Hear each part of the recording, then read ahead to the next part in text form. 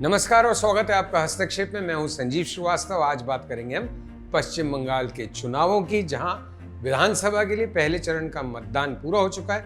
152 seats पे vote गिर चुके हैं। अगले चरण में मतदान होगा 29 अप्रैल को। नतीजे आएंगे 4 मई को। कुल सीट्स हैं पश्चिम बंगाल में 294, 294। सिलीगुड़ी से हमने यात्रा शुरू की, जैसे मैं आपको पहले बता चुका हूँ। 2 दिन सिलीगुड़ी में रहे, फिर 2 दिन मुर्शिदाबाद में रहे और आखिरी 2 दिन कलकत्ता में रहे।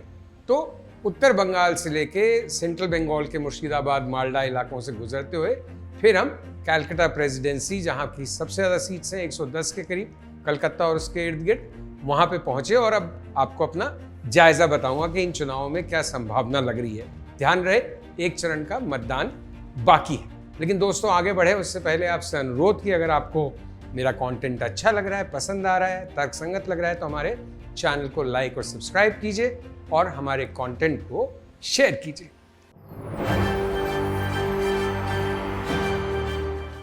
तो पश्चिम बंगाल इलेक्शंस, अब कई बातें ध्यान रखने की है, सिलसिलेवार बताने की कोशिश करूंगा। 3 टर्म से ममता बनर्जी चीफ मिनिस्टर हैं, 3 चुनाव जीत चुकी हैं 2011 से।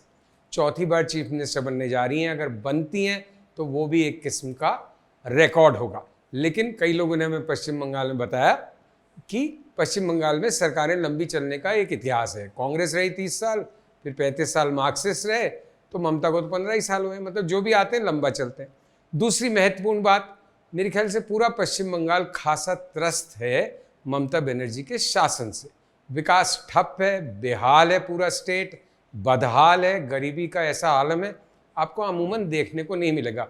बिहार के कुछ इलाके हो सकते हैं, उड़ीसा के कुछ इलाके हो सकते हैं, और हमारे जो फेलो ट्रैवलर्स थे उनमें से एक सुरजीत भल्ला ने इंडियन एक्सप्रेस में अपना लेख लिखा है और उसमें उन्होंने काफ़ी सिलसिलेवार जिक्र किया है कुछ आंकड़ों के साथ कि कैसे बंगाल लगातार गरीब हुआ है और ममता के शासन में वो गरीबी की दर बढ़ी है, मतलब उसकी ग्रोथ और डी एक्सेलरेट हुई है।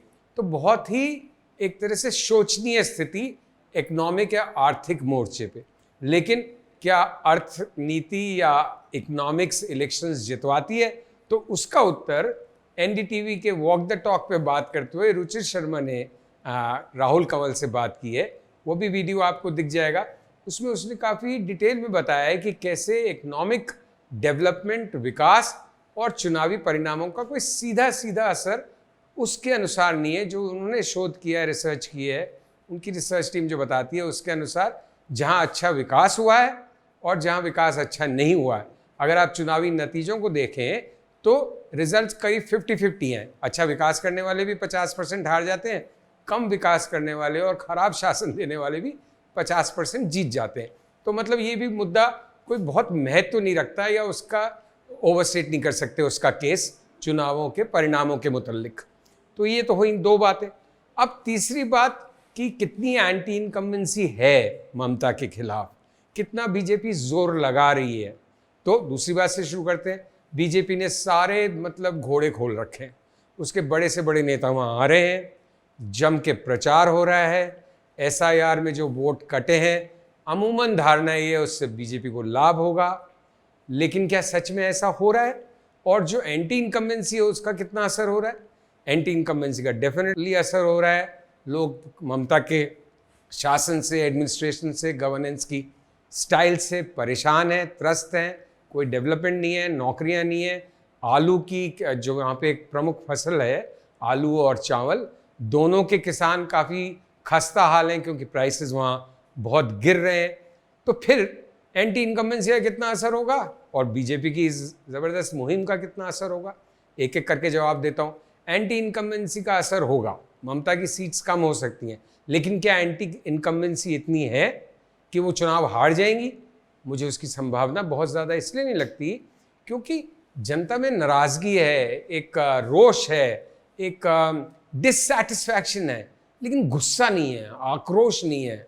कोई सड़क पे मतलब उसको लेके लाठी लेके नहीं खड़ा हुआ है कि हटाओ ममता को, किसी भी कीमत पर हटाना है। मतलब उस तरह का एंगर नहीं दिख रहा है सड़कों पे। या अगर वो एंगर है, क्या हम उसको मिस कर रहे हैं? उसका जवाब तो 4 तारीख को ही मालूम पड़ेगा। अब बात करते हैं बीजेपी की कैंपेन की। बीजेपी की धुआंधार कैंपेन है, लेकिन बीजेपी अभी भी बंगाल में पूरी तरह से अपना कनेक्ट नहीं बना पा रही है। उसके क्या कारण है? कुछ जो हमारी समझ में आते हैं वो मैं आपसे शेयर कर सकता हूँ।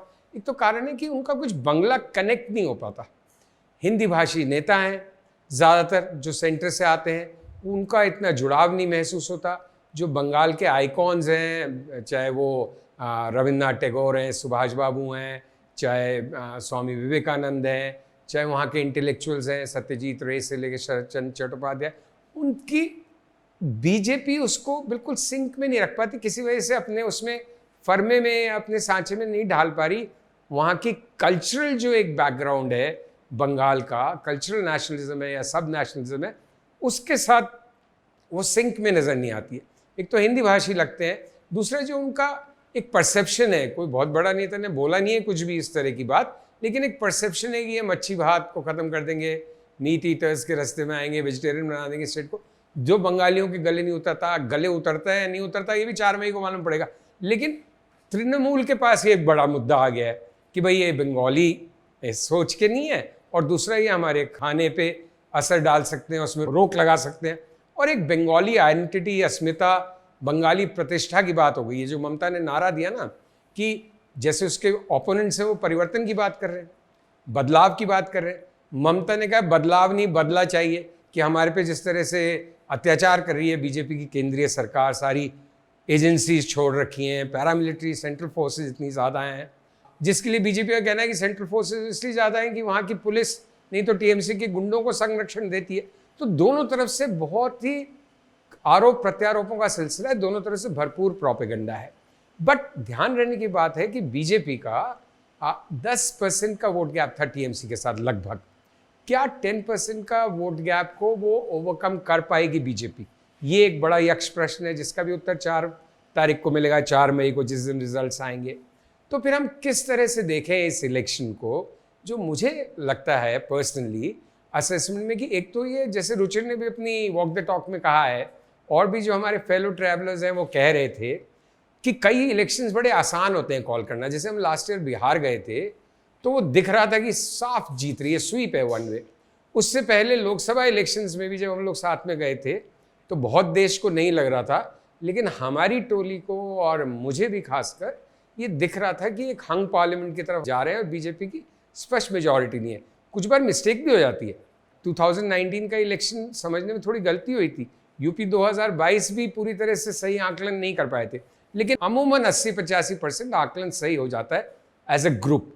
तो इस बार आकलन ये है कि टीएमसी की सीट्स कम हो रही हैं, लोकप्रियता में कमी आई है, ममता शायद ढलान पे है, लेकिन सरकार कम सीटों के साथ उनकी वापसी हो सकती है क्योंकि बीजेपी उतना कैचअप नहीं प्ले कर पा रही, बीजेपी उतनी बंगला साइकी के साथ अपने आप को जोड़ नहीं पा रही, और कहीं ना कहीं कुछ लूज होल्स या लूज एंड्स अभी भी बचे हुए हैं, जिसकी वजह से बीजेपी वो फाइनल विक्ट्री लैप को या विक्ट्री रिबन को तोड़ के आगे बढ़ती हुई नजर नहीं आ रही।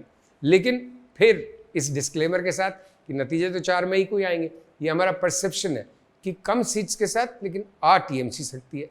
अब बहुत अच्छा और इंटरेस्टिंग स्टेट है ये, बिल्कुल इसका अलग कलेवर है, इसके अलग मिजाज है। मतलब मैंने मुर्शिदाबाद से भी वीडियो किया था, सिलीगुड़ी की बातें भी आपको बताई थी। जब हम कलकत्ता में गए तो 2-3 बातें मैं वहाँ का जिक्र कर दूँ। जैसे हमारी एक बहुत वहाँ के एक धन्ना सेठ पुराने कारोबारी के यहाँ डिनर था, तो कई मारवाड़ी सेठ और बिजनेसमैन वहाँ पे और भी आए हुए थे, समृद्ध नागरिक थे। तो जो वो क्लास है वो बाय एंड लार्ज अब टीएमसी से तंग आ चुकी है और चाहती है कि बीजेपी का शासन आए।